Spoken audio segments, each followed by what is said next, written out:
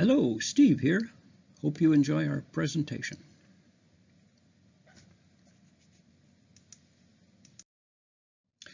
We're going to talk about Papillia japonica. Last year, we had an awful lot of the extra annoying Japanese beetles. Who? Japanese beetles? What? Where did they come from?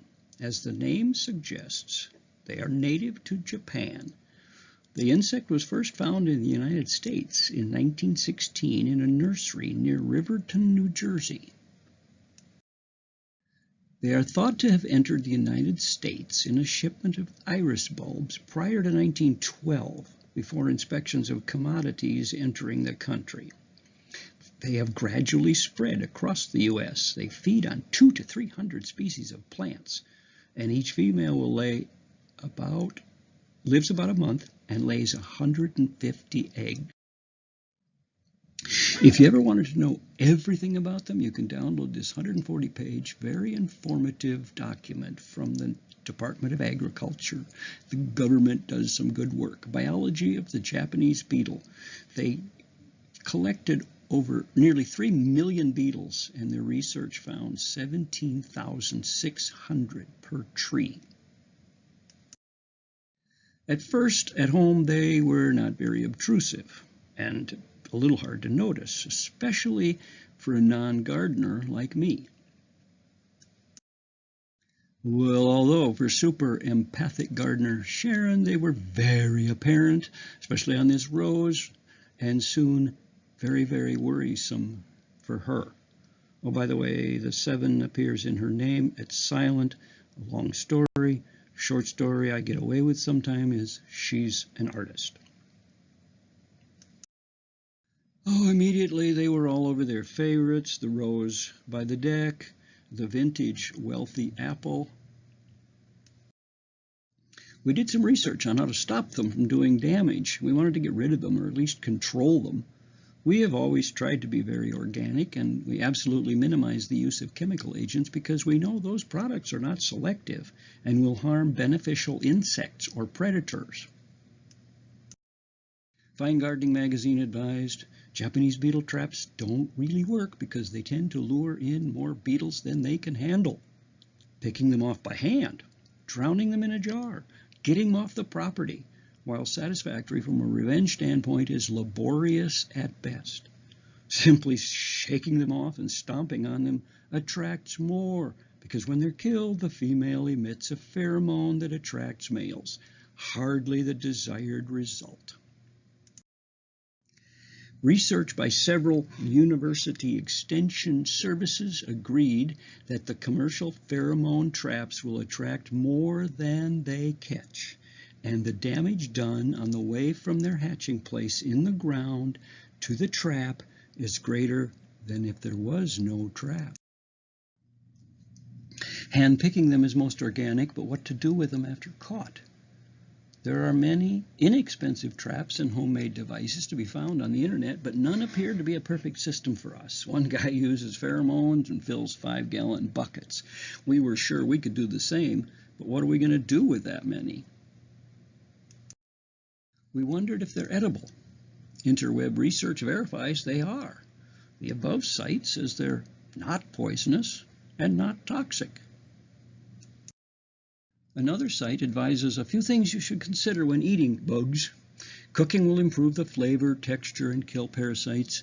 The wings and legs do not contain much protein, and remove them if they make you want to gag. The heads, too. Take care in eating already dead insects, as they may have been killed by pesticide. Be brave and bon appetit. Well, so we explored further. Wikipedia. Entomophagy is the human use of insects as food. The eggs, larvae, pupae, adults of certain insects have been eaten by humans from prehistoric times up to the present day. Today, insect eating is rare in the developed world, but insects remain a popular food in many regions. Some companies are trying to introduce insects into Western diets.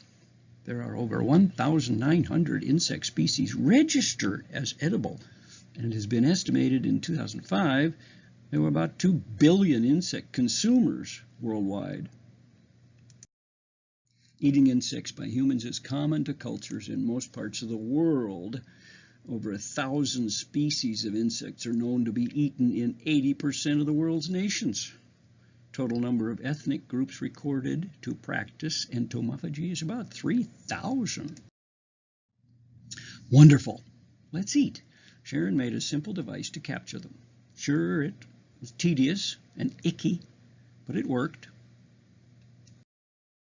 Attaching the bags 3 times a day was gradually perfected and worth showing in detail. She would wrap the rubber band 2 to 3 times around the bag opening, spread it open enough to fit over the gallon jug. We found it easiest to hold the jug on a solid surface between our legs.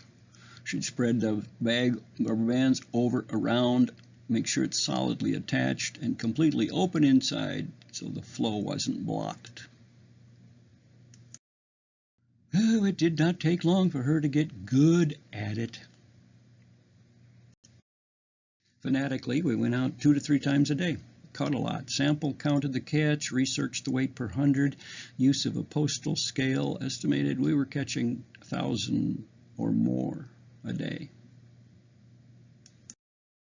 After reaching all she could from the ground, she had to use a ladder.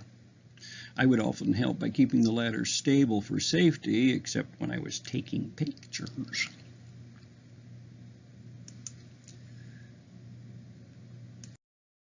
On and on. They were more devastating each day.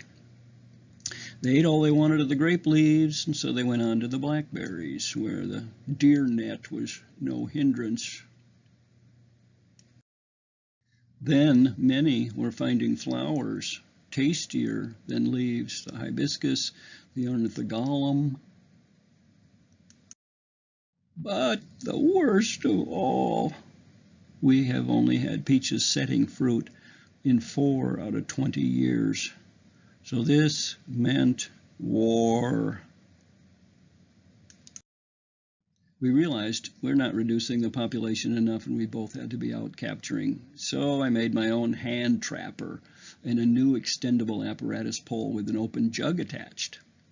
And this would minimize how often Sharon had to be up on the ladder.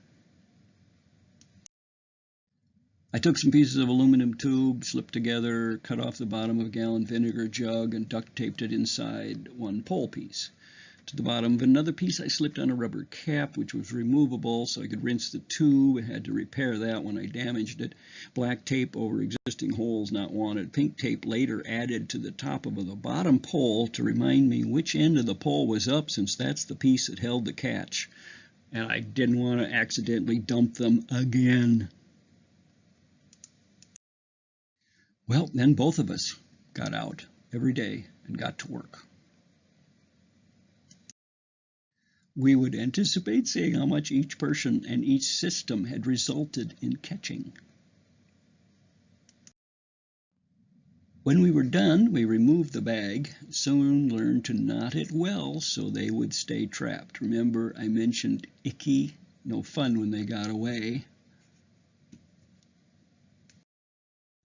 We would easily double the catch per day. Learning to suppress revulsion. After about a week of having hundreds of beetles scatter when they were disturbed, flying all around us, falling from above, and raining on her, Sharon announced she was learning to suppress revulsion, which was another benefit to what we were doing every day. It was an ongoing self-awareness exercise. She later decided she'd learned to suppress revulsion enough and was very, very proud when she discovered she could pluck a live beetle out of her hair without screaming. We decided to freeze them because that was the fastest, kindest, and cleanest way to kill them. It would preserve them while we continued catching as many as fast as possible. They were conveniently packaged for later use, which gave us more time to research how we were going to process them for our consumption as food. Soon we discovered there was a secret ingredient, And we were doing the best part of the whole process of beginning the food preparation for breakfast. The great answer to our entomophagy food challenge, that which made the horrible process actually fun and worth the 2-month-long, 3 times a day, icky effort while suppressing revulsion, and then becoming very unexpectedly emotionally rewarding is hinted at here. Sharon really had gotten past revulsion, over the icky, and she shared the valuable results of our long summer process with our life partners. It didn't take them very long to decide Mommy had some of the best delicious fun, frozen, hot weather treats ever.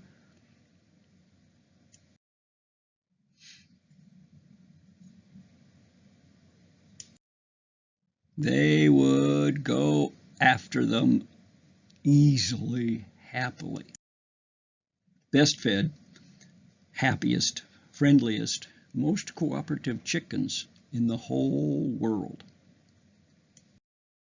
Every day then we relish the joy of feeding our devoted partners in the organic transformation of waste, garbage, and the less desirable aspects of nature into satisfying food production for them and eventually for us. Thus, not incidentally, we continue to be amply rewarded by all this effort. The bugs become eggs. And we saved almost all the peaches. Thank you for watching. Hope you enjoyed our satisfying method for, in the least, reducing the number last summer and hopefully into our future of thieving, annoying little food munchers who we turned into the fun-to-feed, hot summer, highly anticipated dietary treats for our happy egg producers, and thus healthy, nutritional elements of our own meals. Thank you.